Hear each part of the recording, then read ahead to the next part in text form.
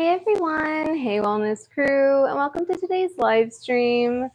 As a lot of people that have watched my channel know, I love doing streams of consciousness, which means I don't really have a script. I don't have one specific topic that I'm just going off of.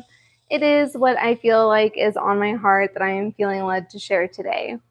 So a really big thing that has been coming up lately has been boundaries and how a lot of people have difficulty setting up boundaries and really understanding that they don't have to be in that people-pleasing mode. A lot of people are raised, brought up, just like I have been brought up, especially being from Texas, being from a place where respect is a big thing, where you have to maybe feel like you always have to be in that people-pleasing mode, where you always have to be doing for everyone else and you often forget to do for yourself. Well, with that people-pleasing mode comes that feeling that you always need to say yes to everything and yes to everybody else and yes to things that may not even be serving you.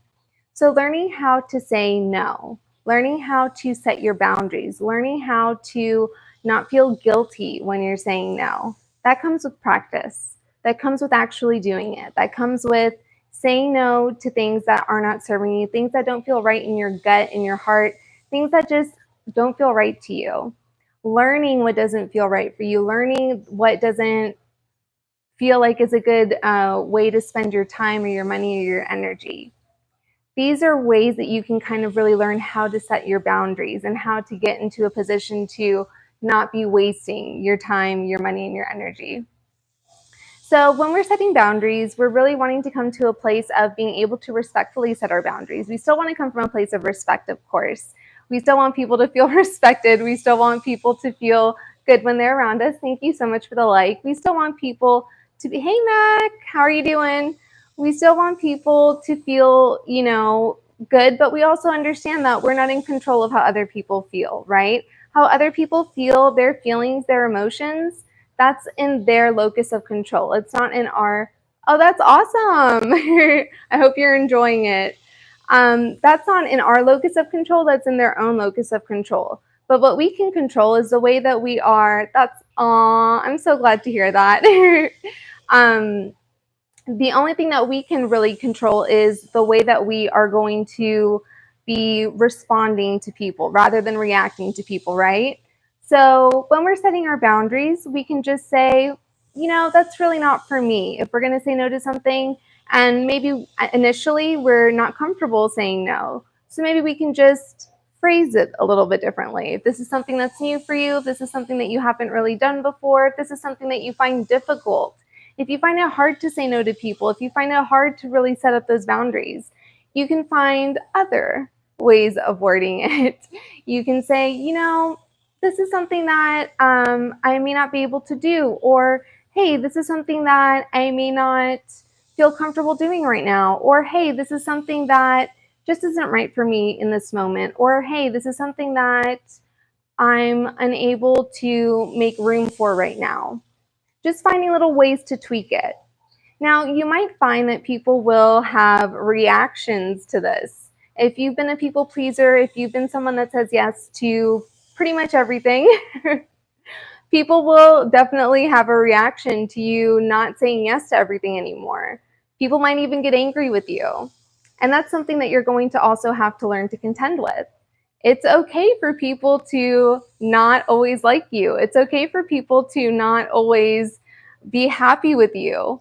It's okay. It's not going to hurt you. It's not going to have any effect on you unless you allow it to.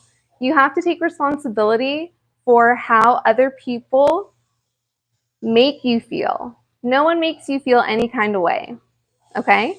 It's you allowing someone to make you feel a certain kind of way.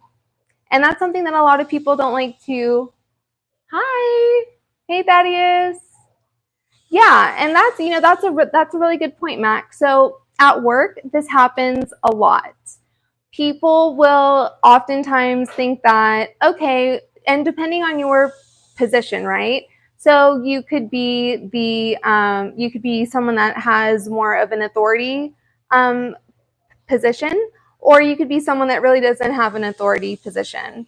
But the biggest thing, exactly, is just keeping your energy to yourself, not wasting your energy on people that are going to be draining your energy or allowing people to drain your energy, right? Because the only way that they can drain your energy is if you allow them to. Is learning that everyone is different, everyone is going to be accepting of things differently, but still needing to set up those boundaries and understanding that you cannot allow people to walk all over you, because that is going to suck the energy dry out of you. The biggest thing to think about, or one of the biggest things to think about, is at the end of the day, how do you feel emotionally? Do you feel like your cup is full, or do you feel like your cup is empty? And if you feel like your cup is empty, then you might be a people pleaser, or you might be somebody that doesn't know how to control their energy flow, that doesn't know how to control how much energy they're giving into certain people or certain things that maybe they really shouldn't be giving their energy into. And when I'm talking about energy, I mean just the amount of yourself that you're giving into other people, the amount of yourself that you're giving into certain situations. If you feel empty, if you feel tired, if you feel exhausted, that's not where I want you to be, right? I want you to feel as full as possible. So even if you're in certain situations where it's kind of draining, right? Because we all have our limits, we all can have our boundaries, but we can still be in situations where we might be saying no, we might be doing all the things that we possibly can do right. We're still going to be in situations that are trying, especially when you're new to developing your boundaries and setting your boundaries.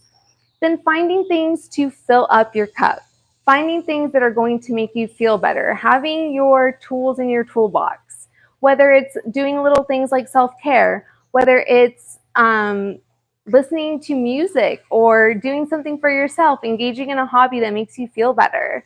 It can be a plethora of things. It can be whatever you want it to be. I have clients that really rely on music, that really rely on hobbies, that really rely on rituals that they have, right, in the morning and in the evening.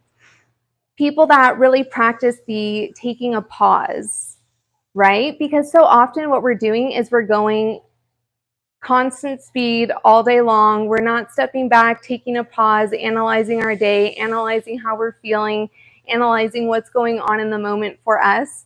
And we're not giving ourselves the opportunity to kind of think about what's going on, giving ourselves that chance to really take a breath, slow it down, and really be able to see, oh, hey, when I take a pause, when I slow down a little bit, when I give myself the opportunity to really think about a certain type of situation, or to think about how I can really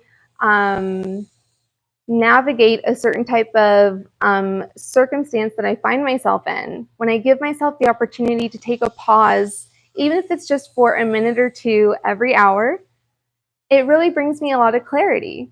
And that's what you're going to find. But that's not something that we're all taught. We're taught at most, maybe it's like, oh, every hour walk around for 10 minutes. I think that's actually a good idea for sure, right? And we don't do that all the time, especially if we have a typical 9-to-5 job, whether it's, you work the day shift or night shift, whatever it is. It's not like they allow that. But, being able to have the opportunity to not be sedentary and to be in a kinesthetic type of environment, right? To be moving around a little bit, to also be using your mind at the same time. Hi, how are you, hon? To be able to get yourself into a position where you can create space for yourself, where you're not always including others in that space, where you're creating a safe space for yourself. And this can be just in your mind, right? This can be just your own safe haven. I have some meditation videos on my channel, and a lot of it is involving creating that safe space for yourself, creating that place that you can go to, that you can always go back to whenever you do need to. And when you practice those meditations enough times, it's actually really easy just to go back to that place. Or even when you spend a little bit of time, if you want to, during these pauses that I do really, really, really suggest that you take. When you do take those pauses and you go back to that safe space, you'll find that, okay, hey, this is just for me. This is something that I can control. This is a way that I can self-regulate. This is a way that I can be able to have the time, have the space, have a way to kind of regain my energy, Because even if I'm in a situation or even if I'm around people that aren't exactly ideal for my saving or storing up or rejuvenating my energy, I can still be in that place in my mind and still find a way to create more energy for myself, to fill up my glass, to make sure that I'm doing everything that I need to do to be the best version of myself for myself. We're all at different places. I always say we are always aiming. Oh, thank you so much. I appreciate the compliment. We are always aiming for progress. We're not aiming for perfection because perfection is a waste of time. I think I have lipstick on my teeth.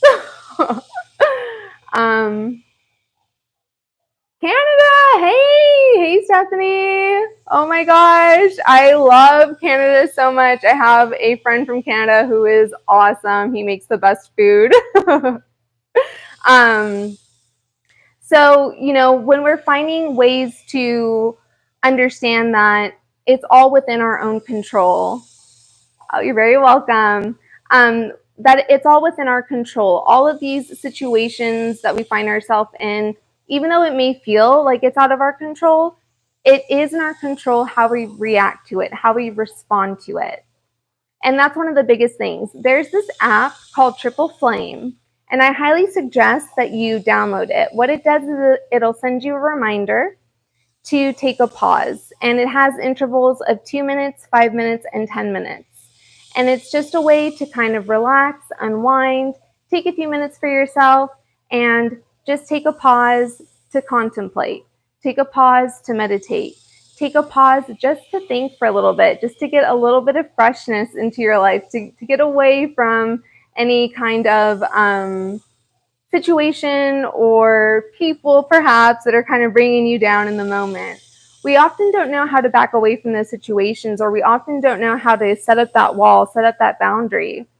And saying no can be difficult, but it's just something that we need to learn how to do. And sometimes we don't want to say no. So again, finding ways around that, just saying, I don't think that's right for me right now, or I'm not comfortable with that in this moment. Even if you've done something along those lines for this person in the past, even if you find yourself in your job, for example, and it's just something that doesn't align for you, but let's say that this is something that you have to do for your job. So maybe it's something that you have to kind of tell yourself, okay, this is not something I want to do, but this is something that I have to take responsibility for because I signed up for this, because this is part of my job, right? So not setting up our boundaries into making excuses to get out of things that we don't want to do, but simply making sure that we're not overextending ourselves, making sure that we're not saying yes to too many things and to too many people and to just giving out our energy for no reason, right? In our jobs, what we're doing is we're getting something in return. We're getting paid for the time and energy that we're putting into it. With some people in some with people basically, right? When we're saying yes to things, we're not always getting something in return. And I'm not saying that you have to do things and you have to get something in return, but you don't have to always be selfless. It's important to put yourself first, right? Just like I use this example all the time about when you're on an airplane and they're telling you, hey, the oxygen masks are dropping down. Who do you put the oxygen mask on first? Yourself.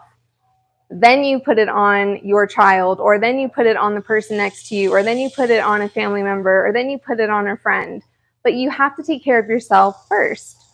So even in the workplace, which again, that's a difficult environment to navigate sometimes depending on your position and depending on what you're doing, you still can have your boundaries. You still can find ways to not allow people to take your energy away from you. If you find people annoying, if you find people aggravating, you have to understand when someone triggers you, it's simply because you're allowing them to trigger you.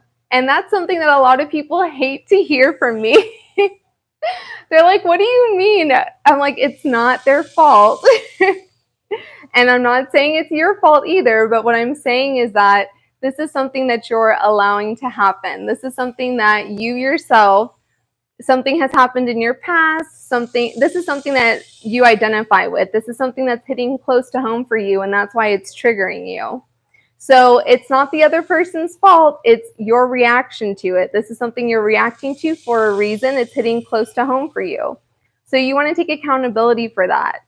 You want to be able to kind of become immune to people that you find triggering, right? You want to be able to kind of find that space where you can become comfortable with being uncomfortable. So that way you no longer find it so jarring when you're around somebody that is annoying because they're triggering. I myself have dealt with this before. We all deal with this. We all deal with situations and people and things like that where we do get a little bit frustrated or we do get a little bit annoyed and we're like, what do we do? And I'm like, well, there's solutions for all of it. There always is. But you have to take accountability and understand that you are part of the solution. And more often than not, you are the solution. It's not about changing somebody else because that's not something that's within your control. If somebody is going to change, it's going to be because it's of their own choosing. It's of their own accord. It's because it's something that they themselves want to do. You yourself can't change anybody. And this is something that I sometimes find people grappling with, and they're like, well, people change for other people all the time. They may be inspired by other people to change. They may have that inspiration. But people don't change long term, and it doesn't last when they think they're changing for somebody else. The way that it lasts, the way that change really sticks, is when they're changing for themselves. And that's really what it is. Even if you become a parent, it's not about changing for your child. It's about changing for yourself, and therefore that makes you a better parent. And a lot of times that seems a little bit controversial. It's like, what do you mean? You know, a parent's love, a mother's love, a father's love, that can transcend anything. Yes, that can transcend anything. But when we're making a change, when we want to make a change that's going to be long-term lasting, when we're making a change that's going to overcome these patterns, these cycles of behavior that we've experienced throughout our lives, it has to be for ourselves. It has to come from within. It has to be for ourselves. And of course, all of that is going to positively impact everyone around us. So there's a lot of different things that you can tap into.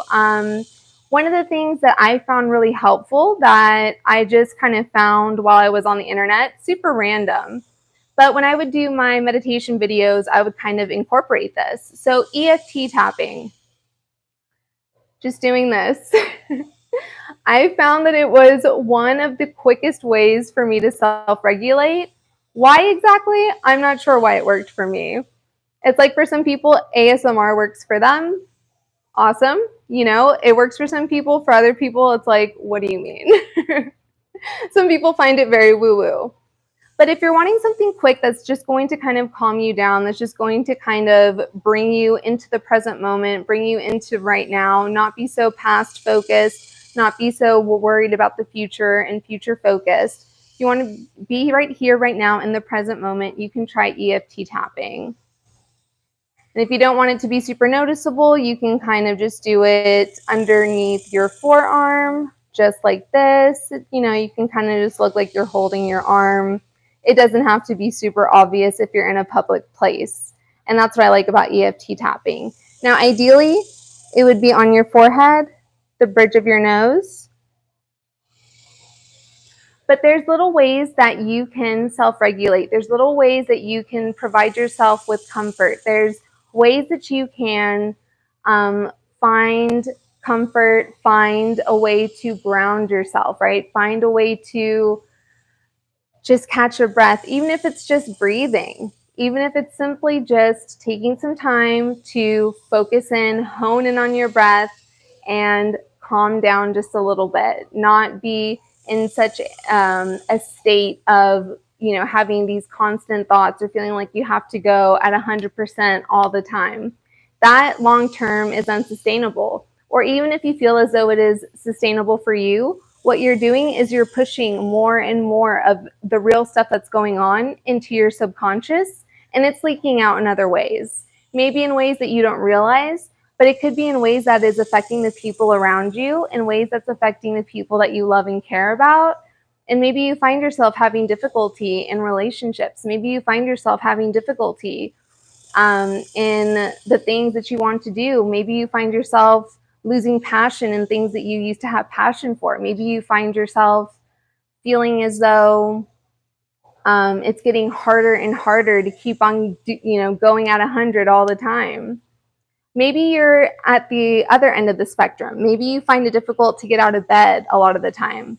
Maybe you are experiencing a lot of lows, finding ways to create your own joy, not expecting joy to just come upon you, but being proactive and finding ways, even when it feels like you can't, but finding ways to create that joy. There's so many resources right now because we have the internet, right? We have so many apps, so many websites, and a lot of people might get fatigued just feeling overwhelmed from the amount of options and choices that there are available to them. So that's why me personally, what I like to do and what I've done is I spent years doing a lot of inner work on myself. And what I would do is hone in on just like one or two things and see, okay, is this going to work for me or is this not going to work for me? And I've tried a lot of different things, and some things did work, some things didn't work.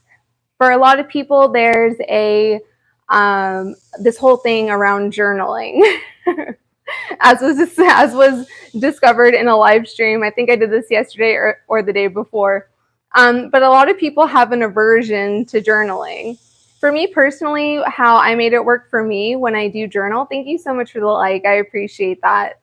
How I made it work for me is I made it into a journal of affirmations. Rather than talking about, or writing, I should say, writing about my day, I would just write down affirmations. I would go to Pinterest. I would go to different apps that I would find or different websites that I would find, but mainly Pinterest. And I would find affirmations and just write them down.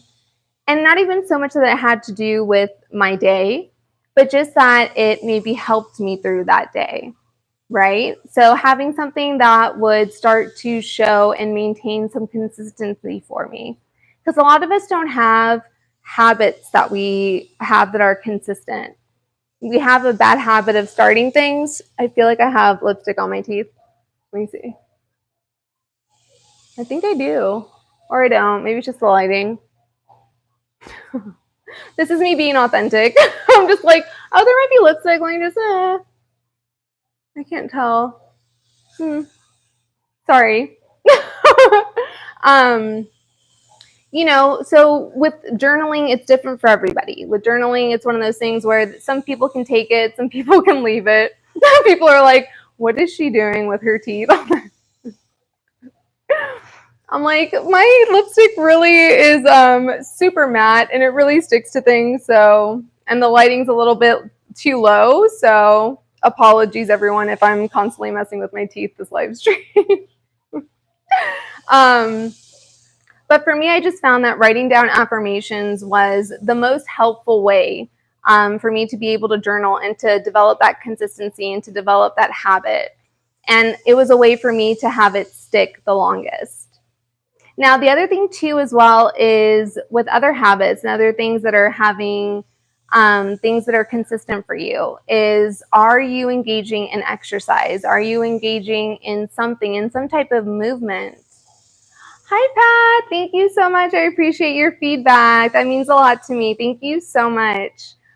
Are you engaging in movement? Are you engaging in something that is releasing energy, right? Maybe you have some pent-up energy that I'm not going to label as negative, but I'm going to label just as pent-up that needs to be released, right? We all have things that are not great for us to hold on to. We all have things from our past that we're holding on to. A lot of us hold on to our trauma in our hips.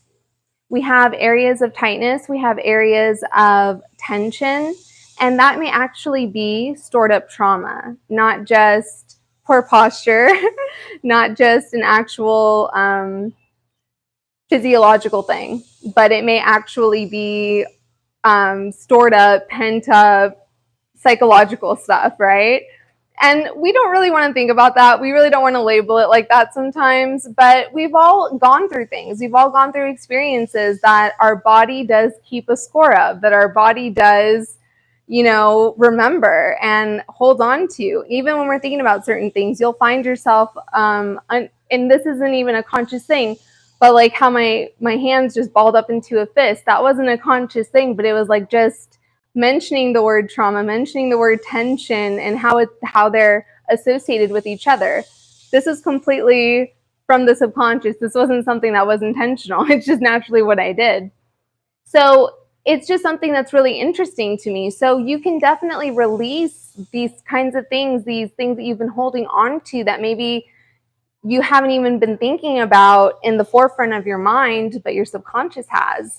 You can release these things through exercise or through movement or through, honestly, any kind of movement, anything that's going to get you sweaty a little bit or anything that's going to get you moving around, doing more than sitting around. If you have the type of job or where you're having to sit for long periods of time, right? You're in a sedentary position in life. And I know that that's something that is difficult. That's something that a lot of people find themselves in. But you can find ways to make time to get in your exercise. You can find ways to make time to get some type of movement in, right? I make targeted videos for things just like that. Today I released a video that you can exercise in bed. It's lazy. It was a lazy girl workout or something like that is what it was called. But I did that specifically because I was like, I know that there's some days for some people, and especially people that have chronic illnesses. You know, there's days where it's like, I don't think I have the time to do this, or I don't think, you know, I don't know when I can fit this in. Well, you know, you're in bed in the morning and at night.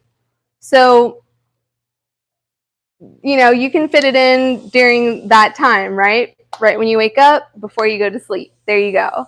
I have yoga in bed. I have some of those videos as well, I believe.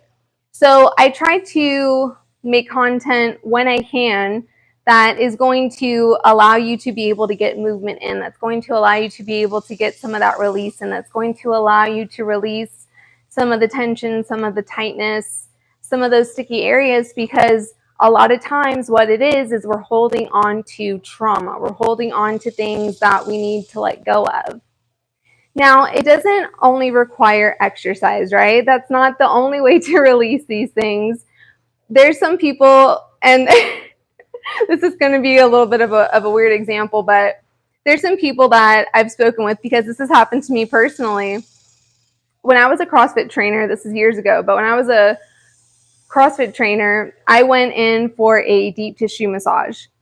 And afterwards, after they were done working on me, I was bawling. And it wasn't because of, it wasn't that it was painful, and it wasn't anything like that, but I was just bawling. And it was that, I guess, I just felt like something was released for me. After that deep tissue massage, something just got released in me, something emotional got released in me, and I was just crying. And I didn't learn until a few years later that, hey, maybe it was just some stored up trauma, or maybe it was just some stored up emotions, pent up emotions that were actually being stored in my body physically. And I wasn't really putting two and two together with that. After the crying, I felt way better. I felt 100% better because I got that release that I needed to get. So sometimes we may find ourselves that we get to a place where we have these emotional blocks where we're not expressing emotion anymore, where we feel as though we have to have this very tough facade on at all times, or we feel like we just can't be expressive. We get to this point where it's almost like repetitious. In fact, I did this myself. I taught myself to constantly have RBF. I mean, I did. It was a learned thing. I was like, I'm just going to always look very unapproachable. I'm going to always have very closed off body language. I don't want to deal with people. I don't want to talk to anybody. I don't want to look like anybody can approach me. I want people to leave me the F alone. It was something that I taught myself as a teenager after I had gone through some really horrific stuff that I'm not going to get into right now, but there was a reason behind it, but that's what I did. That was how I coped with it. Was I don't want to be vulnerable anymore. I don't want to be in that position again. I don't want to be at risk again. So that's what I did. I had my mask, and my mask was this. And changing my voice and speaking a little bit more harshly, having a lower voice, changing everything, changing the body language, changing my facial expressions, not having facial expressions, just being all the time. And it was this protective mechanism. And sometimes people aren't really thinking about that. Sometimes people aren't really thinking about the way that what their body language is saying about them. And I'm not even saying that you have to think about the way other people are seeing you in their eyes, but you want to kind of think about, how is your body language? Is your body language more closed off? Is it something that you're even conscious of, right? Are you expressive? Are you not expressive? And this is different based on just the type of personality you have, the kind of person that you are anyways, right? I'm not saying that you have to be, oh my gosh, always smiling and always happy and always, no, I'm not saying that at all. Some people are, more extroverted. Some people are more introverted. So I'm not saying that you have to be super like all the time. But what I am saying is that sometimes we do tend to dull our emotions and dull our feelings naturally. Or sometimes we turn to self-medicating. And with self-medicating, you can do that with virtually anything, right? If you decide to become very perfectionistic or very tuned into something to the point where it kind of becomes an addiction, right? Exercise in and of itself can become an addiction. So self-medicating where maybe you're just constantly you're on something, right? You're on some type of thing to make yourself feel better all the time. I'm not talking about constantly always feeling good. That's not the way to heal. We have to be able to deal with being uncomfortable without turning to something else.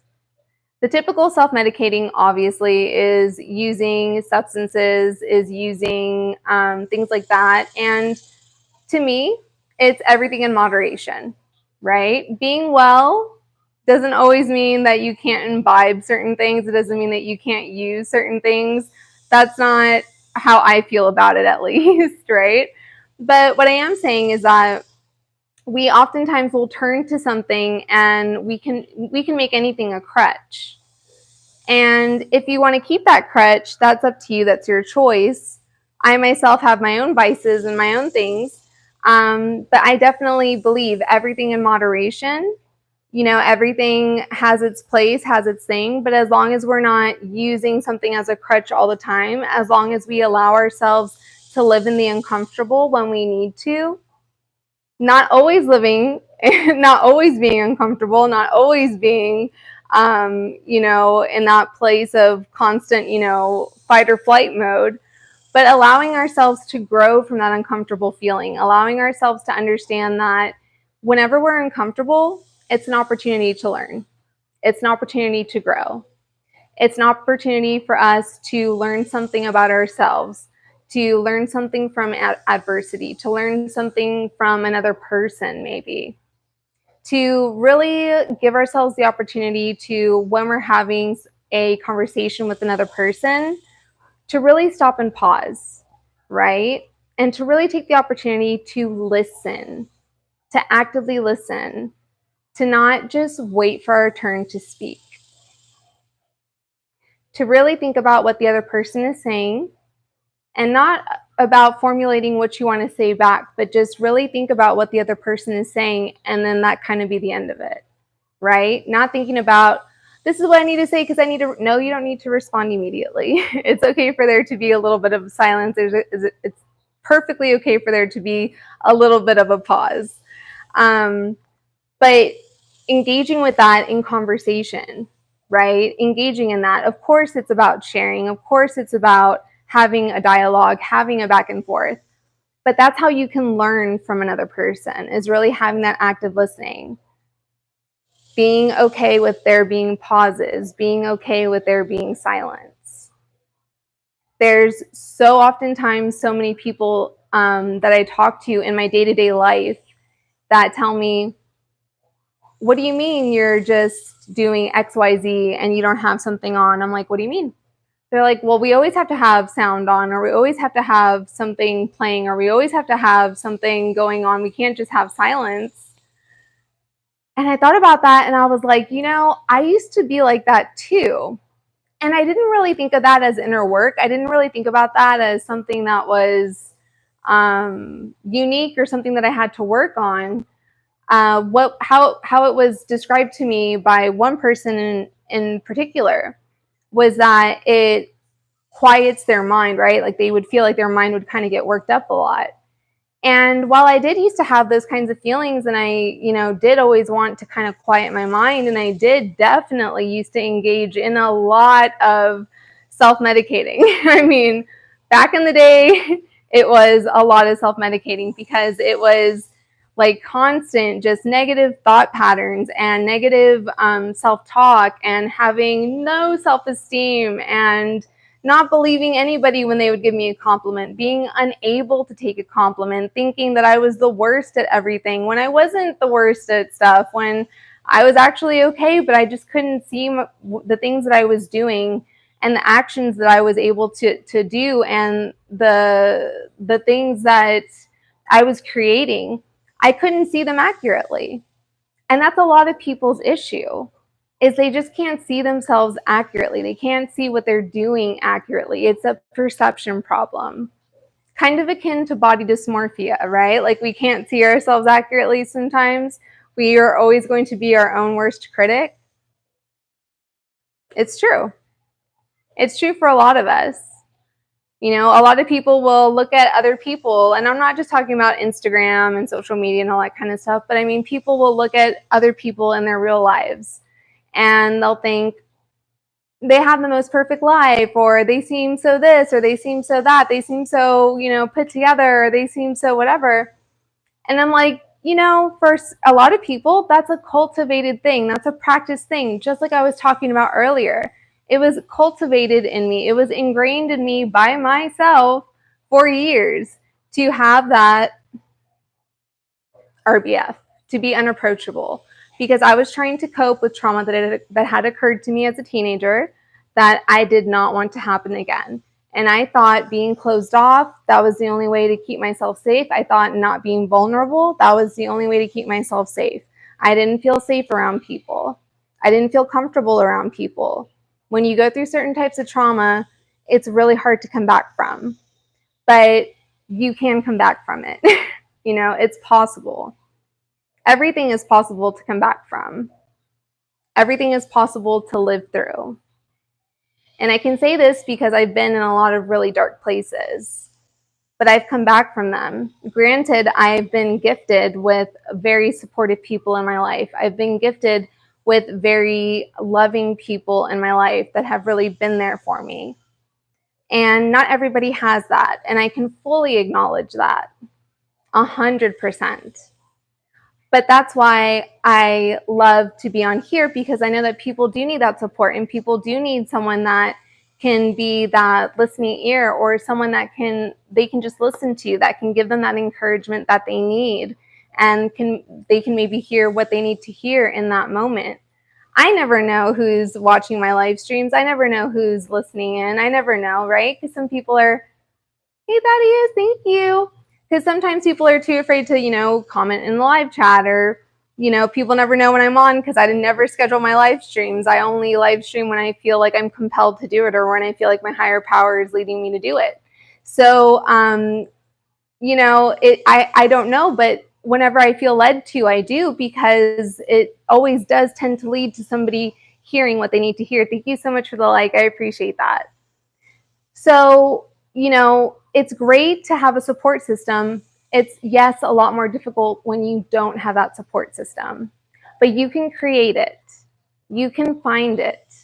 There's a lot of communities out there that are made for situations like this, that are made for people that don't have that support system. You can find it and you can create it in the most odd, like the oddest of ways, in the most random of ways, right? But it is possible. It's just a choice that you have to make. And are you willing to be vulnerable again? Are you willing to open yourself up again? And it's not an easy thing to do. It's not an easy task. For me personally, after dealing with the traumas that I faced when I was younger, it took a while. And again, my brain wasn't fully mature yet. I wasn't a fully actualized person. Again, got hit with some trauma in my 20s. Again, went through some difficulties in my early 30s. It was just, things just, I learned that the reason I went through a whole bunch of the things that I've gone through in my life was because there's other people that have gone through some of the things that I've gone through in my life. So I can share my experiences, or I can use my experiences to help other people. Or I can use my experiences just to be a listening ear, and for that person to know, I know that you've been there because you've talked about it before, or I know that you've been there, or I just feel like you've been there because we have that kindred spirit type of thing. I can't tell you how many times it's gone unspoken in different communities that I'm in, where people just feel open and led, that they feel like they can share with me, or they feel like they can talk to me, not even knowing what I do, not even knowing what I, that I coach, that I participate in wellness type of things, that I live stream, that I'm on YouTube or anything like that. A lot of people have no idea, but they just start to open up to me and start to talk to me about certain things. And they're like, I just felt like I could open up to you. I just felt like I could, trust you with this. And sometimes I don't even say anything about it. I don't say anything about what I do. I just allow people to kind of talk to me and to let them share their story. I don't really feel the need to story match. Sometimes that comes off, and people don't even think about it. But when you're talking, and sometimes it's like, oh my gosh, like I get that. Well, sometimes when people are talking to you and sharing something that's very personal and intimate, and something where they're opening up and being vulnerable, they don't want to hear a story match.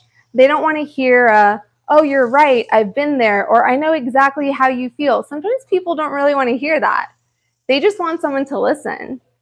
And when we can remember that, that's how we can really show and grow our empathy without feeling like we need to share our story as well.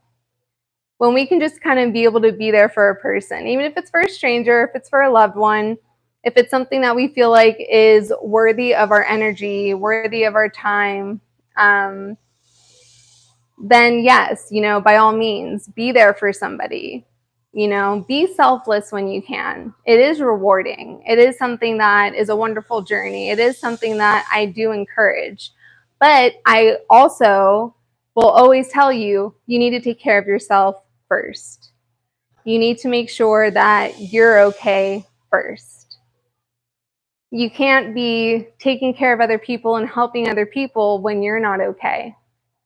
And that doesn't mean that in the everyday, right? Of course, as a mom, there's going to be times when I'm not feeling at 100. Maybe I didn't get enough sleep, or maybe something happened and my feelings got a little hurt for a second. So no, I'm not saying you're going to be like hunky-dory, 100% happy, like, all the time. Of course, when you have responsibilities, you still have to take care of your responsibilities. But you want to be taking care of yourself the best that you can, because you are an example. Whether you're a parent or not, I mean, I am, but whether you're a parent or not, you're still an example for other people. Whether you believe you are or you're not. People are around you. People are around your energy. People are around how you are. People are around the way that you act, the way that you behave. We all affect each other's energy. So what you're responsible for is yourself. That's it. how you make another person feel, it's not so much that you're responsible for that, but it is something to be aware of, that you can affect other people. Your energy can. However, it's that person, it's up to them for them to allow them, or for them to allow you to affect them. But yes, it is possible for us to affect other people. It's just those people, it's on them if you affect them because it's their choice. It's not yours. We all can trigger everybody else, and I'm not using that as a bad, thing. I'm saying we all can, bring things out in other people. We all can relate, or maybe relate a little bit too much and kind of make each other feel uncomfortable, or kind of do that little poking the bear kind of bit. We can all be helpful towards each other, or we can hurt each other, right? Even if we don't mean to. I do believe in protecting our energy. I do believe in protecting ourselves, protecting our hearts, protecting, the ways that we feel safe. Obviously, yes, being in the uncomfortable, understanding that we do need to be uncomfortable in order to grow. It's important to know. It's important to learn. It's something you should probably get used to. But feeling safe is also incredibly important as well, and having that time to feel as though we're safe. If you have people in your life that you feel like are incredibly toxic, or you feel like they are hurting you on a consistent basis, and you're not really getting anything from them that is positive, or you're not really getting anything from them that is helping you, or helping you with your goals, or helping you really with anything, if you just feel as though it's kind of hurting you more than anything, I do believe in cutting out toxic people. I do believe in even, blocking people, right? Whether it's online, whether it's people people you even don't really know. I 100% believe in that. I think it's important to do that. If you feel as though you, in that moment, can't control yourself fully to the point where you can control your energy, and that you're not in control of your ability to not have someone trigger you, then just go ahead and prevent yourself from being further triggered then, right? If it's something that you feel like in this moment you can't work on, then just take that away for the moment. And then once you're able to work on it, you can bring that back, or you can just leave it alone.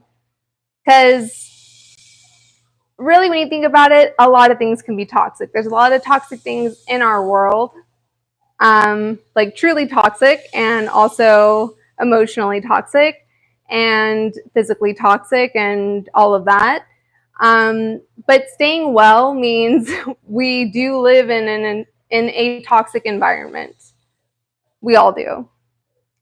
Because of the flooding that occurred here in Central Texas and in the Hill Country, we have had a boil water effect occur. So what that means is that the water is currently unsafe to consume. So we have to use bottled water, or we have to use, or we have to boil the water from tap.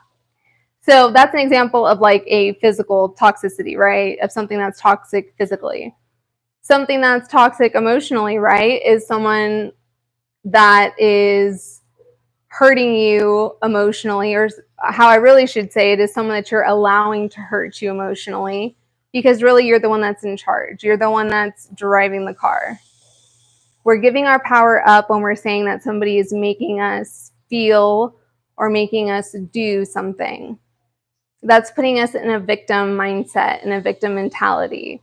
And that's something that is really big with society right now, right?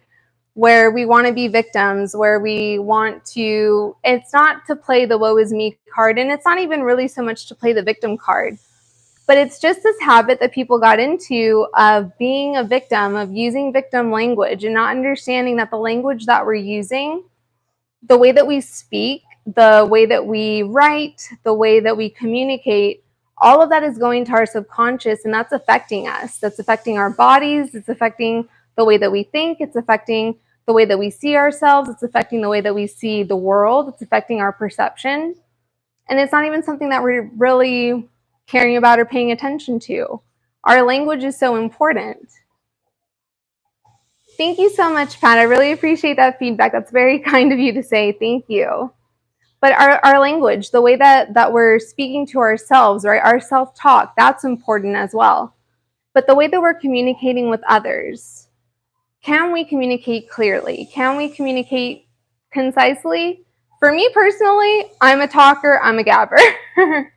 But can I communicate concisely if I absolutely have to? Yes. But I like to give multiple kinds of examples because people learn and understand in multiple ways with multiple kinds of things. Repetition is sometimes very much necessary in order to drive home a point for someone that maybe needs to hear it or maybe needs to learn it. So, but our language, the way that we're speaking, the words that we're using, that's why I love to do my readings of the gene keys, because I love the poetic nature of the gene keys. I love the language that it uses. So I just feel like it's a really good thing to kind of allow our minds to kind of intake. I love those readings. I love doing them. They're not super popular and it doesn't bother me at all because I'm like, you know what? This is a good thing to be able to listen to. I like the poetry of it. I like that it's information that's going to be super helpful, all about personal development. But, even just taking the time to do things for yourself, to do things to give yourself opportunities to learn more, to give yourself opportunities to engage in things that are more educational than anything else, right? Learning a new language, using apps to learn a new language like Duolingo. Although I know right now my owl is dead because I haven't been keeping that habit of relearning Spanish. I'll be the first to admit that. My name is Jenna, and I have allowed my owl to die from Duolingo. Forgive me. Or get sick, whatever the little picture is. But, engaging in things like reading. Like there's this really great app called Libby. One of my friends turned me on to it. And it's a way that you can use your library card to be able to get books and audiobooks straight to your device just using your library card. So, finding ways to, instead of just, aimlessly doing things and spending something that's so important like your time, instead of spending it on things that aren't filling you with things that are helpful for you or things that are good for you or things that are going to expand your mind a little bit or things that are going to encourage you and be of encouragement and be of something of substance, right? A lot of times we want to just kind of blank out. I hear that a lot. Like, we just want to relax. We just want to chill. And I'm like, I am for that 100%. Again, I'm not talking about going at 100 at all times. I'm talking about in the majority of your day, if you see that you're just doing these mindless things and you're not doing things to fill up your cup with things that are going to help you in the long run. Even if you're just listening to an audiobook for 15 minutes a day, let's say you're just starting with 15 minutes a day. Over time, that adds up. Over time, you're going to finish that book. Over time, you're going to, be able to, okay, now I can listen to another book and another book. You're going to want to add to that time. But budgeting our time, budgeting our energy, just like we do our money. Although some people don't keep a budget of their money, which is perfectly okay, I guess. That's fine. Sometimes I'm not the best with budgeting my money as well. I'm just like, no, I'm going to be okay. I just kind of, I'm not super like picky and perfectionistic with stuff. I used to be. Now I'm more like, I can eyeball. I'm like, oh yeah, that'll be fine. That'll be okay. But when it comes to my time and my energy, those are things where I'm a little bit more picky about. And I'm like, okay, I know that my time is very important, and that's because I put a numerical value to it. I put money to it. I'm like, this is how much. And That's it, right? This is how much it's worth for me. So the amount of time that I'm spending time on XYZ, that's what that's worth to me. And when you start to see your time that way, you really start to see a shift in your habits, a shift in what you're doing, a shift in how you're spending not only your time, but also your energy. Because to me personally, when you start in the way that you would spend your money, if you're spending your money in healthy ways, the majority of the time, right? Everything in moderation, then you find yourself in a much more better position in the long term, right? We can always take shortcuts. We can always find quick ways to feel better. We can always find quick ways to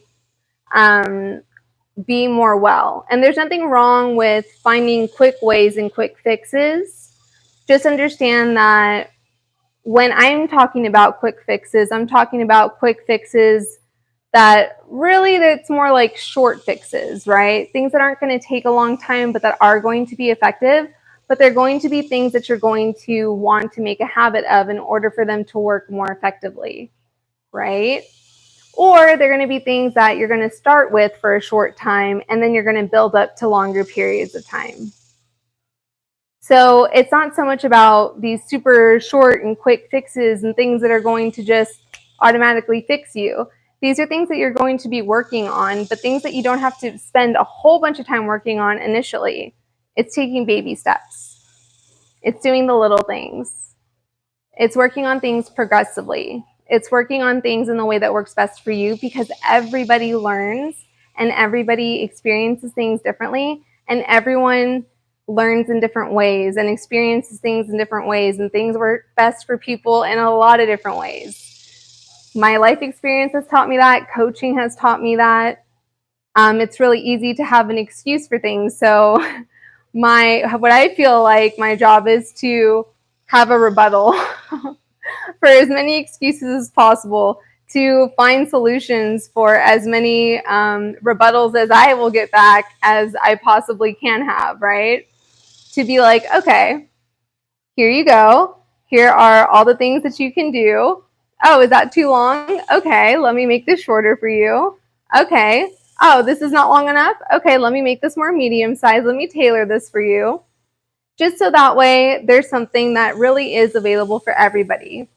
There is a fascination with being well. There is a fascination with wanting to be better. There is a fascination with wanting to attain something that almost feels and tastes unattainable. There is just this fascination with it. And the thing is, it is attainable. Wellness is attainable. Oftentimes, though, you just have to kind of change your perception of it. You are already on a wellness journey.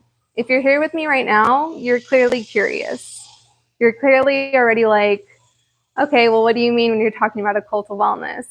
All I'm talking about is finding ways to be a little bit more well in your life, in every aspect if possible.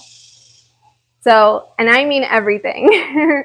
When it comes to coaching my clients, I'm talking about all of it. Things that you wouldn't imagine that we get into. I'm on YouTube right now, so there's some things I can't I can't say and I can't talk about. But we talk about everything. We talk about all of it because it's important. There's things that a lot of people apply shame to. And when we have shame, when we have guilt, it is a wreck to our nervous system. It is a wreck to our brain. It is a wreck to our ability to emotionally regulate. So what we really want to think about is, what are we allowing to enter our minds? What are we allowing ourselves to say to ourselves in here? What's going on between our ears? What's going on between the walls of our skull?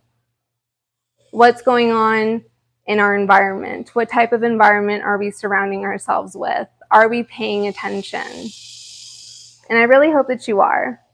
I really hope that you are able to pay more attention. I really hope that you are able to kind of be more in the moment and see a little bit more clearly.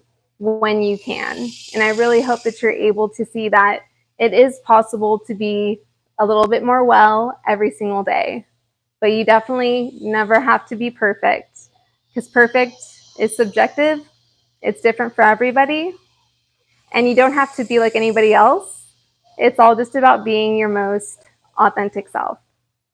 So thank you so much for joining me for today's live stream. Please don't forget to like, subscribe, and or join one of the membership tiers as it is popping off. I appreciate my wellness crew so much, and I'll see you guys on the next video or live stream. Be well, stay wild as well.